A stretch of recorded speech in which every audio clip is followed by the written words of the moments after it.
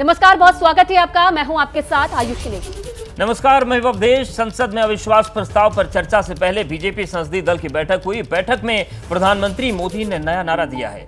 प्रधानमंत्री ने कहा, भ्रष्टाचार और परिवारवाद इंडिया छोड़ो। इसके साथ ही प्रधानमंत्री ने कहा कि विपक्ष का सेमीफाइनल का मन था और कल सेमीफाइनल हो गया, नतीजा सबके सामने है। तो संसदीय दल की बैठक में एक नया नारा प्रधानमंत्री ने दिया है। बिल्कुल, विपक्ष का सेमीफाइनल का मन था, लेकिन सेमीफाइनल का नतीजा भी आ गया है और नतीजा क्या कुछ रहा ये सबके सामने है। कुछ ही देर पहले बीजेपी संसदीय दल की बैठक, प्रधानमंत्री नरेंद्र मोदी इस बैठक में मौजूद थे और 2024 और तमाम राज्यों में जिस तरीके से चुनाव होने हैं उसे लेकर आज सांसदों को विजय मंत्र, जीत का मंत्र प्रधानमंत्री की तरफ से दिया गया और इस दौरान तमाम बातों का जिक्र भी प्रधानमंत्री की तरफ से किया गया। उनका कहना है कि विपक्ष का सेमीफाइनल का मन था और कल सेमीफाइनल नतीजा सबके सामने आ गया है। और इस बीच बड़ी खबर है, लोकसभा 12 बजे तक के लिए स्थगित हो गई है। आज भी हंगामेदार शुरुआत हुई सदन की और एक बार फिर से लोकसभा को स्थगित करना पड़ा है। कार्रवाई स्थगित हुई है, 12 बजे तक के लिए लोकसभा को स्थगित किया गया है। बिल्कुल, तो ये बड़ी जानकारी, लोकसभा की कार्यवाही 12 बजे तक के लिए स्थगित की गई है। बड़ी जानकारी के साथ आपको बता दें, आज भी हंगामेदार रहने के आसार जताए जा रहे थे और हंगामे के साथ जब कार्यवाही शुरू हुई तो इसे 12 बजे तक के लिए स्थगित कर दिया गया है। आज का दिन काफी महत्वपूर्ण है और अब ये जानकारी मिल रही है, अपडेट ये है कि लोकसभा की कार्यवाही 12 बजे तक के लिए स्थगित की गई है। तो एक बार फिर से सदन बाधित हुआ है और पहले दिन से हालात यही हैं कि कुछ मिनटों में ही सदन की कार्यवाही को स्थगित करना पड़ता है। लगातार हंगामा बना हुआ है और एक बार फिर से लोकसभा की कार्यवाही 12 बजे तक के लिए स्थगित कर दी गई है। अविश्वास प्रस्ताव पर भी सदन में चर्चा से शुरू होनी है। तो संसद में अविश्वास प्रस्ताव पर चर्चा से पहले बीजेपी संसदीय दल की बैठक हुई। बैठक में पीएम मोदी ने नया नारा दिया। पीएम ने कहा कि भ्रष्टाचार और परिवारवाद इंडिया छोड़ो। इसके साथ ही प्रधानमंत्री ने कहा कि विपक्ष का सेमीफाइनल का मन था और कल सेमीफाइनल हो गया, नतीजा क्या रहा सबके सामने आ गया है। संसदीय दल की बैठक में इन तमाम बातों का जिक्र प्रधानमंत्री की तरफ से किया गया और एक नया नारा भी प्रधानमंत्री की तरफ से दिया गया, जिसमें उन्होंने कहा, भ्रष्टाचार और परिवारवाद इंडिया छोड़ो। तो देखिए, गठबंधन जो विपक्ष का है उसका नाम इंडिया है और प्रधानमंत्री ने नया नारा दिया है, परिवारवाद भ्रष्टाचार इंडिया छोड़ो। तो क्या मान लिया जाए कि अब यही इंडिया गठबंधन पर नारा चलेगा और चुनाव तक इसी तरीके से हमले होंगे? क्योंकि लगातार भारतीय जनता पार्टी की बात करें, प्रधानमंत्री की बात करें, बीजेपी के सभी बड़े नेताओं की बात करें, वो विपक्षी दलों को परिवारवाद और भ्रष्टाचार में डूबा हुआ बताते हैं। और जब ये नया नारा है तो फिर क्या मान लिया जाए कि जो सत्ता पक्ष है उसका हमला तैयार है, उसका जो सियासी बाण है तैयार है कि इंडिया गठबंधन पर इसी नारे के साथ हमला होगा कि भ्रष्टाचार और परिवारवाद इंडिया छोड़ो? बिल्कुल, और कल जिस तरीके से दिल्ली बिल पर गठबंधन की एकता देखने को मिली, जो नंबर गेम देखने को मिला, उसे लेकर भी कहीं ना कहीं प्रधानमंत्री ने कहा कि सेमीफाइनल का मन था विपक्ष का और सेमीफाइनल हुआ और सेमीफाइनल का नतीजा क्या कुछ रहा ये अब सबके सामने है। इसे लेकर नया नारा भी दिया गया और इसी नए नारे के साथ बीजेपी आगे बढ़ेगी। रणनीति आगे इसी नारे के तौर पर रहेगी, क्योंकि आने वाले समय में लोकसभा चुनाव भी होने हैं, कई राज्यों में विधानसभा चुनाव होने हैं। इसे लेकर सांसदों को जीत का मंत्र भी प्रधानमंत्री ने दिया और किस तरीके से जीत का रथ इन राज्यों में आगे बढ़ाना है उसे लेकर अपनी बात रखी। तो बेहद अहम दिन है आज। संसदीय इतिहास में 28वीं बार जो अविश्वास प्रस्ताव लाया गया उस पर चर्चा होगी। अगले 3 दिन तक चर्चा होगी। माना जा रहा है कि 10 अगस्त को प्रधानमंत्री इस पर अपना पक्ष रख सकते हैं, वो जवाब दे सकते हैं। इन सब के बीच प्रधानमंत्री नरेंद्र मोदी ने नया नारा दिया है संसदीय दल की बैठक में। उन्होंने कहा कि परिवारवाद भ्रष्टाचार इंडिया छोड़ो, इस नारे के साथ उनकी जो पार्टी आगे बढ़ेगी। लोकसभा की कार्रवाई इस सब के बीच 12 बजे तक के लिए स्थगित हो गई है, लेकिन अविश्वास प्रस्ताव पर चर्चा जो होगी उस पर भी लगातार नजरें बनी रहेंगी। और अंकित गुप्ता इस खबर पर और ज्यादा जानकारी देंगे। अंकित, संसदीय दल की बैठक और प्रधानमंत्री नरेंद्र मोदी की तरफ से एक नया नारा दिया गया है, अब क्या माना जाए, क्या इसी नारे के सहारे आगे आने वाले चुनाव लड़ेगी बीजेपी? निश्चित तौर पर देखिए, प्रधानमंत्री जब भी संसदीय दल की बैठक होती है और सांसदों को संबोधित करते हैं, वो एक तरीके से पार्टी की और जो सरकार की नीति है वो कैसे जनता के बीच पहुंचानी है, उसकी एक जो है रेखा तय करते हैं। और आज भी जब जो है संसदीय दल की बैठक हुई है, प्रधानमंत्री ने जो दो सबसे महत्वपूर्ण बातें कही हैं। पहली चीज यही है कि इंडिया जो विपक्षी दलों का संगठन है, जो उन्होंने इंडिया नाम रखा है, उसके ऊपर किस तरीके से कटाक्ष किया प्रधानमंत्री ने कि अलग अलग हमको कार्यक्रम चलाने हैं जो कि 9 अगस्त से ही शुरू हो जाएंगे और अगले कई महीनों तक चलेंगे, जिसका जो मुद्दा क्या होगा, परिवारवाद, उसके अलावा भ्रष्टाचार, तुष्टीकरण। ये जो राजनीति का आरोप बीजेपी लगाती है विपक्षी पार्टियों के ऊपर, इंडिया छोड़ो, ये नारा इस नारे के साथ में आगे बढ़ा जाएगा। और दूसरी महत्वपूर्ण चीज, कल राज्यसभा में जिस तरीके से दिल्ली सर्विस बिल के नतीजे सामने आए हैं, विपक्ष को एक तरह से मुंह की खानी पड़ी है, तो उस पर प्रधानमंत्री ने कटाक्ष करते हुए कहा है संसदीय दल की बैठक में कि देखिए, लगातार संसदीय जो पार्टी की बैठक थी उस दौरान साफ तौर पर यह कहा कि विपक्ष की तरफ से लगातार ये कहा जा रहा था कि एक सेमीफाइनल होगा। और हमको याद है कि दिल्ली के मुख्यमंत्री अरविंद केजरीवाल से जब इस बारे में सवाल पूछे गए थे तो उन्होंने एक दो बार नहीं बल्कि कई बार ये कहा था कि ये विपक्ष के लिए 2024 का सेमीफाइनल है और हमको इसको जीतना होगा। ये निशाना साधा है इन सब के बीच। संसदीय दल से जो नारा सामने आया है उस पर निश्चित तौर से राजनीति होगी। कुछ खास मेहमान हमारे साथ जुड़ गए। अंकिता, आप हमारे साथ बने रहिए।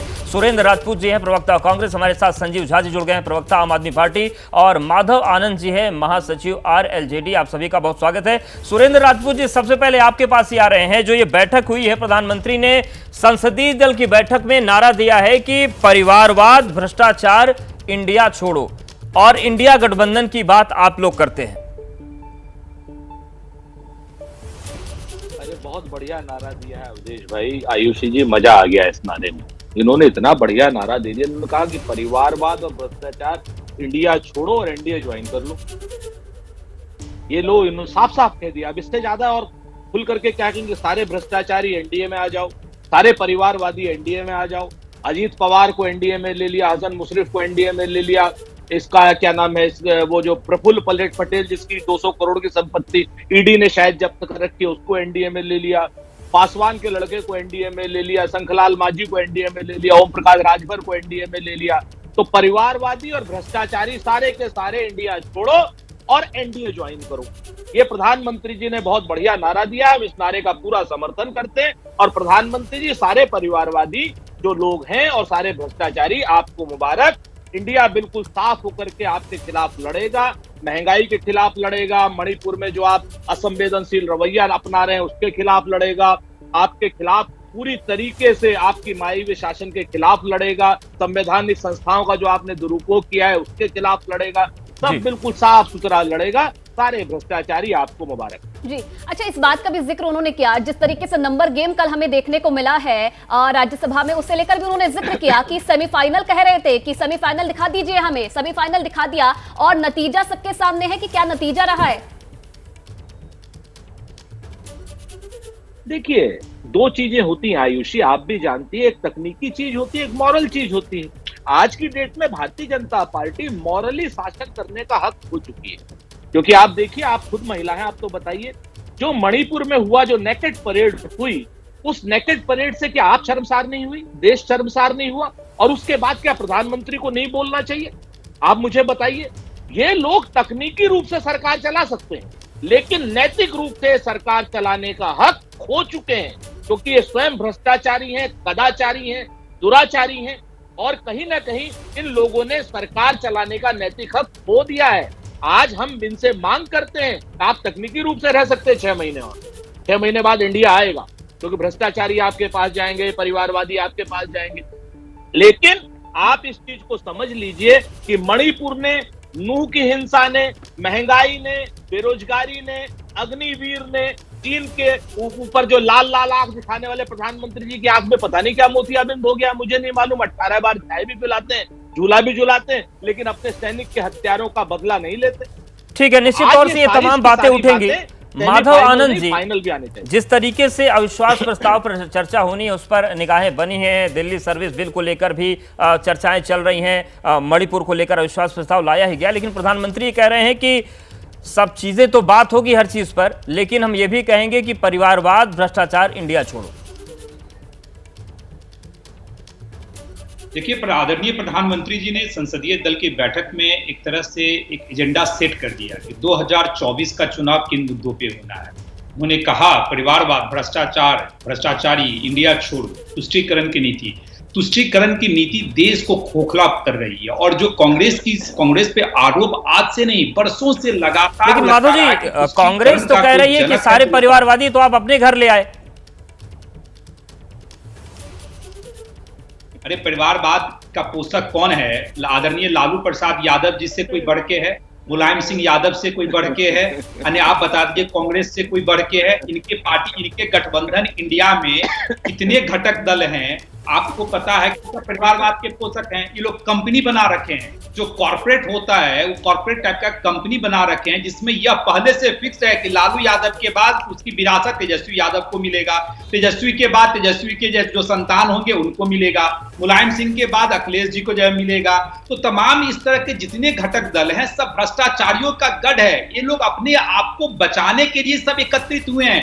इन लोगों को देश की चिंता नहीं है, देश किस रास्ते पे चले, कैसे विकास के रास्ते पर चले, देश का मान सम्मान अंतर्राष्ट्रीय स्तर पे कैसे बढ़े, इसकी कोई चिंता नहीं है। अगर यह चिंता रहती तो आज यह इन लोगों को जो स्थिति हो चुकी है। और प्रधानमंत्री जी ने तो कहा कि देखिए कि भ्रष्टाचार की बात करें तो ठीक है, छोटा रिएक्शन सुरेंद्र जी का ले लेते हैं। सुरेंद्र जी कुछ कहना चाह रहे हैं। माधव जी, सुरेंद्र जी। हम सबको पता है दो चीजें बड़ी साफ है। पासवान की पार्टी में रह करके कोई आदमी अगर भ्रष्टाचार की और परिवारवाद की बात करे, शरद यादव के अजीत पवार के बेटे को बिल्कुल माधव जी, एक बार आपकी बात पर रिएक्शन सुन लेते हैं, क्योंकि सुरेंद्र जी को आपकी बात पर बिल्कुल संपूर्ण आपत्ति है। सुन लेते हैं, आपके पास आएंगे। माधव जी आते हैं। जी सदन में कुछ बोले। 70,000 करोड़ के आरोपी को बगल में बैठा करके कहें अजीत दादा अब आप सही जगह आए हैं। हसन मुशर्रफ को 100 करोड़ रुपए के उसके ऊपर पेनाल्टी निकाल करके कहें हसन मुशर्रफ साहब हम आपको मंत्री बना रहे हैं। प्रफुल्ल पटेल को 200 करोड़ रुपए की ईडी संपत्ति जब्त करे, पहले छापा मारे, ठीक है, आपके पास लौटेंगे, लेकिन इस बीच अर्जुन राम मेघवाल क्या कुछ बोल रहे हैं वो जरा अपने दर्शकों को सुना देते हैं। एक 14 अगस्त 2023 को विभाजन विभीषिका दिवस, क्योंकि 14 अगस्त 1947 को मां भारती की बेड़ियां नहीं बदन काटा गया, भुजाएं काट दी गई। कितना उथल पुथल मचा उस संबंध में जो अभी भी जो मां भारती को प्रणाम करने वाले लोग हैं, जो अपना घर बार छोड़ करके यहाँ आए, उनके बारे में भी उस 14 अगस्त की विभाजन की विभीषिका के बारे में सुनना और उस दिन क्या क्या घटा था उसकी जानकारी, उसके लिए सेमिनार आयोजित करना और एक मौन जुलूस निकालना, ये 14 अगस्त का एक कार्यक्रम हमें मिला है। तीसरा एक कार्यक्रम मिला है आज़ादी के अमृत महोत्सव के 75 साल का कार्यक्रम पूर्ण होने पर हर घर तिरंगा अभियान 15 अगस्त, और उसके बाद एक बड़ा कार्यक्रम अमृत कलश यात्रा, हर गांव से निकले और एक शपथ पत्र हो। उस शपथ पत्र में हर नागरिक एक शपथ ले कि मुझे 2047 तक 2047 तक भारत को विकसित भारत बनाना है और आत्मनिर्भर भारत बनाने में मेरी जो भी जिम्मेदारी है उसको मैं पूर्ण करूंगा। इसके लिए हर घर से संपर्क करना है। एक शपथ पत्र होगा, विकसित भारत बनाने में जो हमारा एक रोड प्लान होगा, रोड मैप होगा, वो उसको घर के मुखिया को दिया जाएगा। वहाँ से हम मिट्टी लेंगे, अगर मिट्टी उस घर में या घर के आसपास उपलब्ध नहीं है तो हम चावल लेंगे और वहीं पर ये संकल्प लेंगे, हर घर को कवर करेंगे, फिर हर गांव को कवर करेंगे और फिर गांव के मुखिया के साथ 75 पेड़ उस गांव में लगाएंगे। फिर ये अमृत कलश यात्रा तहसील पे आएगी। तहसील पे एक विराट कार्यक्रम होगा प्रमुख लोग होंगे जो 2047 तक भारत को विकसित भारत बनाना है उसका संकल्प लेंगे ग्रुप में। उसके बाद ये कार्यक्रम जिला लेवल पर होगा और फिर ये राज्य लेवल पर होगा और फिर दिल्ली में करीब 8,500 कलश भी आएंगे, साथ में पेड़ भी आएंगे और एक अमृत वाटिका जिसका स्थान तय होगा उसमें उसको लगाना है। ये करीब सरदार पटेल जी की जो 31 अक्टूबर का दिन है वहां तक ये चलने का संभावना है। तो ये कुछ बड़े बड़े कार्यक्रम, मोटे मोटे कार्यक्रम दिए। नो कॉन्फिडेंस मोशन जैसे आपको पता है कि ये घमंडिया गठबंधन लेकर के आया है और इस घमंडिया गठबंधन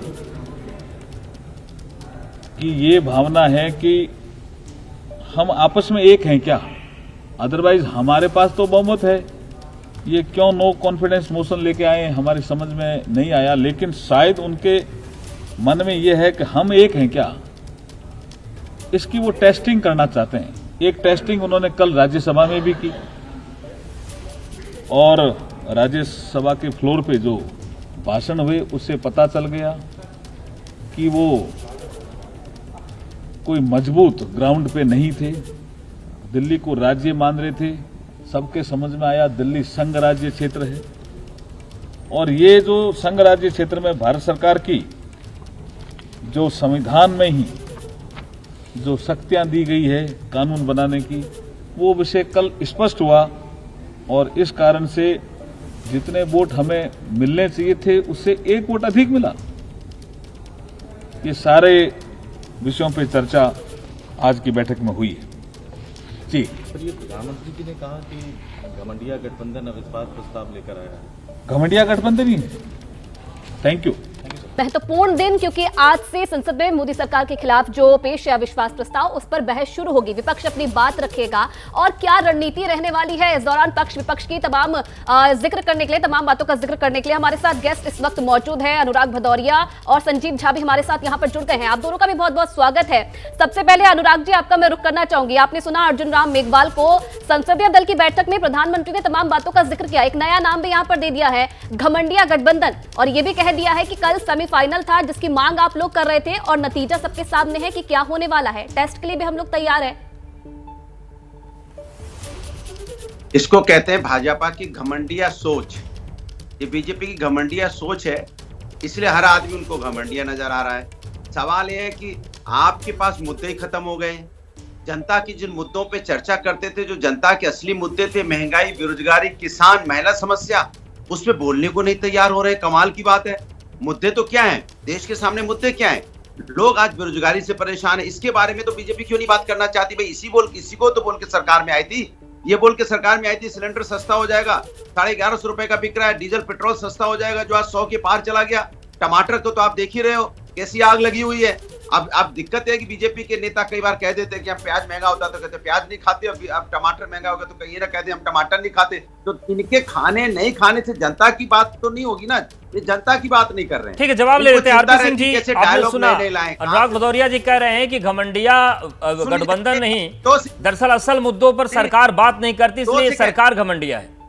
आरपी सिंह जी 2 सेकेंड और ज्यादा 2 सेकेंड। और जिस परिवारवाद की और भ्रष्टाचार की भारतीय जनता पार्टी बात कर रही है, वो अपने बारे में बता रही है। आप भ्रष्टाचार और परिवारवाद आज भारतीय जनता पार्टी में है, तो जो लोग जैसा करते हैं वैसा ही बोलते हैं। ठीक है, जवाब ले लेते हैं। अगर उनको पीडीपी के साथ सरकार बनानी थी तो साथ चले गए कश्मीर में, उनको सरकार हरियाणा बनानी थी, तब चौटाला फैमिली ठीक है, रिएक्शन आपकी ही बात का जवाब, आपकी बात का जवाब ले लेते हैं आरपी सिंह जी से। आरपी सिंह जी, क्या जवाब देना चाहेंगे? कह रहे हैं कि भ्रष्टाचार की बात, परिवारवाद की बात पीएम कर रहे हैं, लेकिन वो तो उल्टा आपकी ही पार्टी में देखने को मिलता है। देखिए, पहले हम घमंडिया की बात कर लें, फिर मैं बाकी चर्चा करूंगा। अभी राहुल गांधी जी के विरोध में जब फैसला आया था कोर्ट का, तो क्या कहा था प्रमोद तिवारी जी ने कि गांधी परिवार के सदस्य के ऊपर कोर्ट ने इस प्रकार का फैसला कैसे दे दिया। ये है घमंड, ये है परिवारवाद का घमंड असल में। और ये नहीं कि यही दिखता है। अभी इनके एक और नेता है श्रीमान केजरीवाल साहब, वो सदन के अंदर खड़े होकर कहते हैं हम हैं दिल्ली के मालिक, छाती पीट पीट कर कहते हैं हम मैं दिल्ली के मालिक। ये है घमंड। असल में ये जो दिमाग में है कि हम चलाएंगे, हमारे हिसाब से चलेगा, हम जो कहें वो ठीक है, माई वे या हाईवे का जो पॉलिसी है, असल में घमंड हुआ है। हाँ, जहां तक भ्रष्टाचार की बात है, माँ बेटा दोनों जेल में, दोनों बेल पर हैं। केजरीवाल साहब के दोनों मंत्री जेल में हैं। लेकिन आरपी सिंह जी, ये बात कांग्रेस की हो गई, लेकिन जब विपक्षिया घमंडिया विपक्ष की बात हो रही है तो सारे दल आ रहे हैं, उस पर आपत्ति अनुराग जी की थी, इस पर भी आएंगे, आप सभी मेहमानों के पास आएंगे।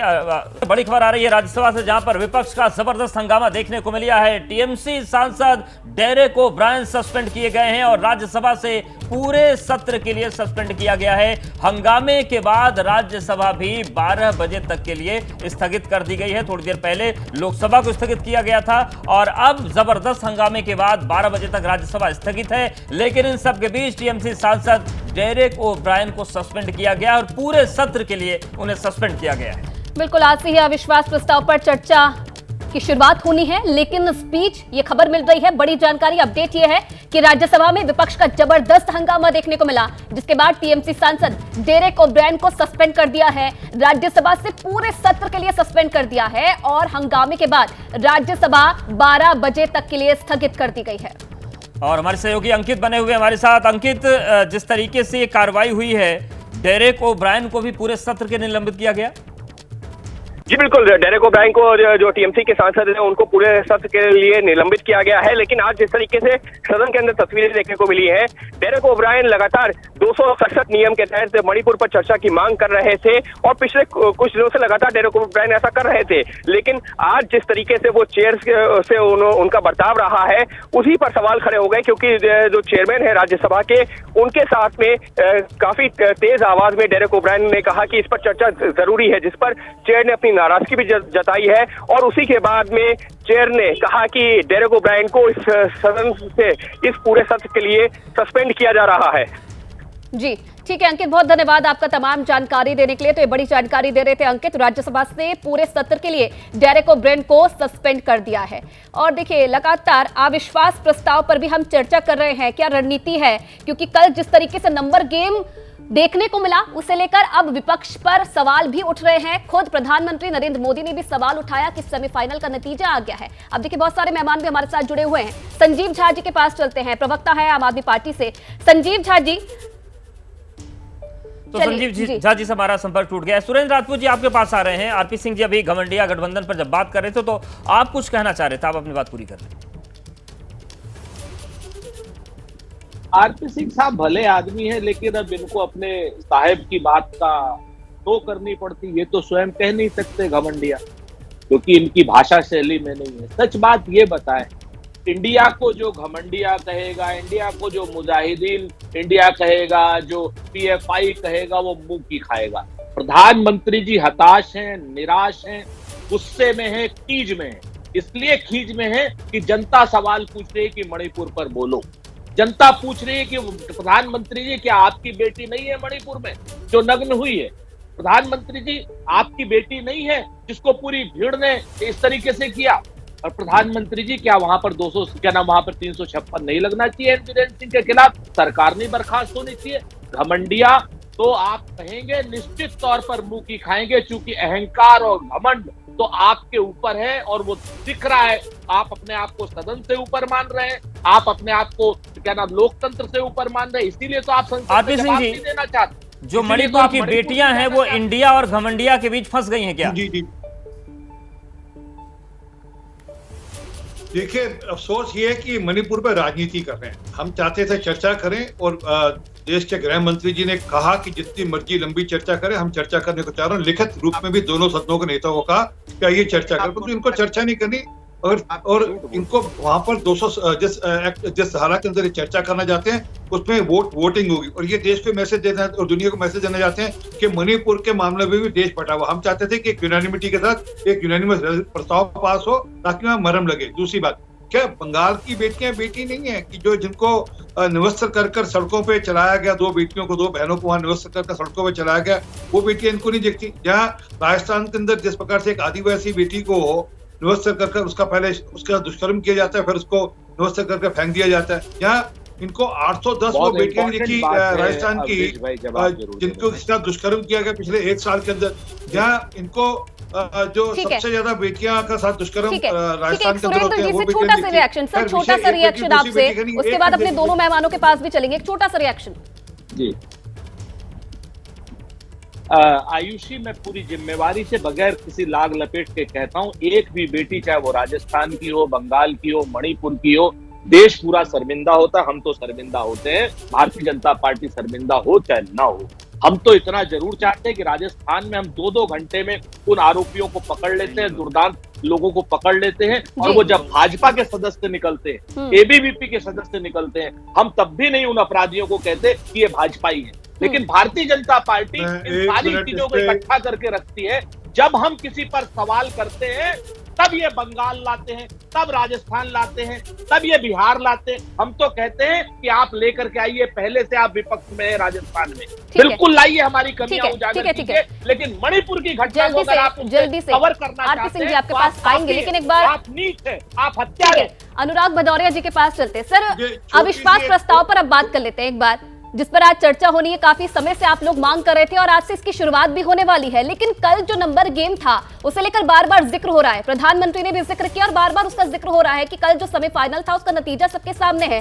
अब आप लोगों को इस अविश्वास प्रस्ताव पर कितना विश्वास है? देखिए, कल का सेमीफाइनल आप देख लिया जाए तो 130 और 102, मतलब 100 के पार दोनों ही हैं। बस 100 के पार जब दोनों होते हैं ना, तो गेम जब चुनाव होता है तो बहुत टफ होता है। इसके मतलब जो इन्होंने 10, 20, 25 इकट्ठे किए हैं, वो चूंकि चुनाव की वजह से इनके साथ अभी दिखाई पड़े, वोट में इन्होंने साथ दे दिया। ये तय है जब चुनाव होगा तो वो भी इनके साथ ख्याल अच्छा है। इससे इनको पता चलता है कि सेमीफाइनल जुगाड़ से जीते हैं। जुगाड़ मतलब समझते हैं, जुगाड़ से आप सेमीफाइनल जीत पा रहे हैं। क्योंकि जब फाइनल होगा तो फाइनल में जुगाड़ नहीं चलेगा, तब आमने सामने टक्कर होगी, तब इंडिया की टक्कर एनडीए से होगी। और इंडिया मतलब होता है किसान, इंडिया मतलब होता है युवा, इंडिया मतलब होता है मणिपुर की बेटी, इंडिया मतलब होता है महंगाई। ठीक है, इंडिया फिर भी आएंगे। माधव आनंद जी आपके पास आते हैं। इस बीच एक बड़ी खबर आ रही है अविश्वास प्रस्ताव पर। अभी बड़ी खबर आ रही है अविश्वास प्रस्ताव पर 16 घंटे की चर्चा होगी। बीजेपी के 15 सांसद चर्चा में हिस्सा लेंगे। बीजेपी से निशिकांत दुबे शुरुआत करेंगे। तो अविश्वास प्रस्ताव को लेकर यह बड़ी खबर आ रही है। थोड़ी देर में शुरू होने वाला है अविश्वास प्रस्ताव पर चर्चा, और इस पर अब खबर यह है कि 16 घंटे चर्चा होगी। बिल्कुल, नीरज पांडे इस खबर पर और ज्यादा जानकारी देंगे। नीरज, क्या जानकारी है आपके पास?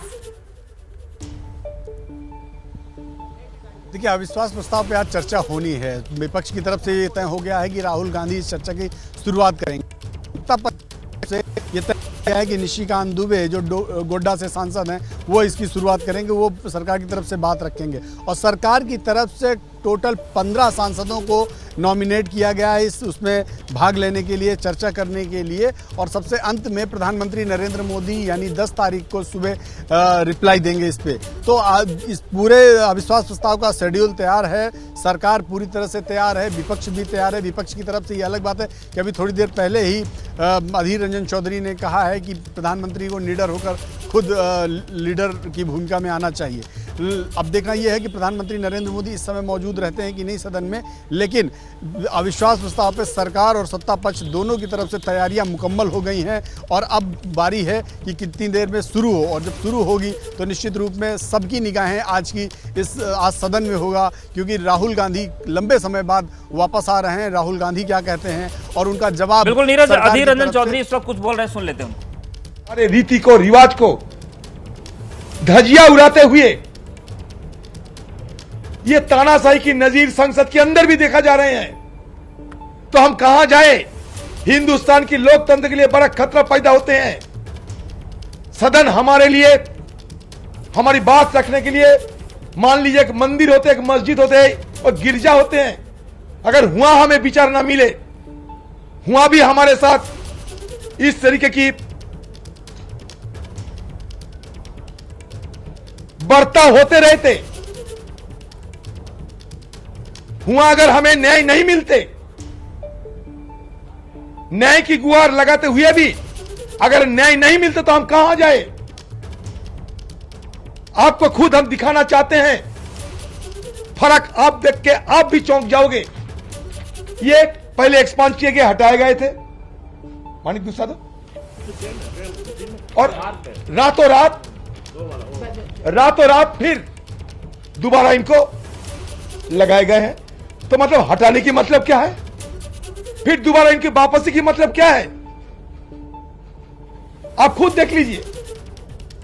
हमारी आपत्ति के चलते जिस शब्दों को हटाए गए थे पहले दिन में, वो रात में फिर आ गए। कौन सा तिलस्म है, कौन सा जादू है, किसकी निर्देश पे, आदेश पे सदन कौन चलाते हैं? सदन कौन चलाते हैं? सदन की बाहर से कोई ताकत ये सदन चलाते हैं।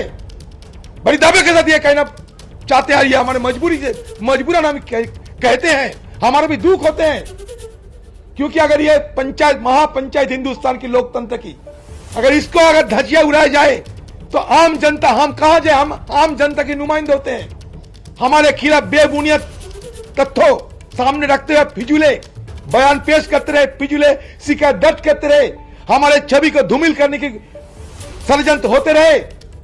राहुल गांधी जी हमारे नेता, उनके छवि को धूमिल करने की है कोई अगर साजिश हो तो इसको विरोध करना हमारा फर्ज बनता है। और सदन में हम पीठासीन जो रहते हैं उनके पास ही गुहार लगाते हैं, यही हमारे नियम है। फिर भी तो निरंजन चौधरी को आप सुन रहे थे, वो कह रहे हैं कि संसदीय जो परंपराएं हैं उनकी धज्जियां उड़ाई जा रही हैं। माधव आनंद जी आपके पास अब आ रहे हैं बिना देरी किए। अविश्वास प्रस्ताव पर चर्चा शुरू होने वाली है और निश्चित तौर से जो माहौल होगा वो गर्म हो सकता है, लेकिन मणिपुर को लेकर ही अविश्वास प्रस्ताव लाया गया था।